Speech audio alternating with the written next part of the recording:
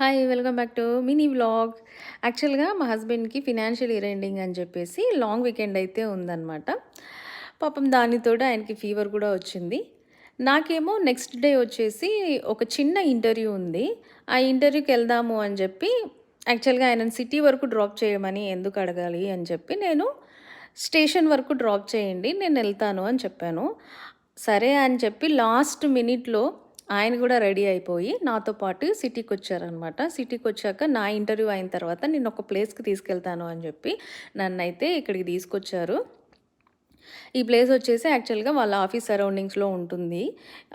ఇది పాత కాలంలో ఉన్నటువంటి అట్మాస్ఫియర్ అనమాట. నాకైతే తెగ నచ్చింది. సరే ఎలాగో లంచ్ టైమ్ అయింది గదా అని చెప్పేసి థాయ్ రెస్టారెంట్‌కైతే ఎళ్లి టామ్ యామ్ సూపు, చికెన్ ఫ్రైడ్ రైస్ అయితే తీసుకున్నాము. చాలా యమ్మీగా ఉంది.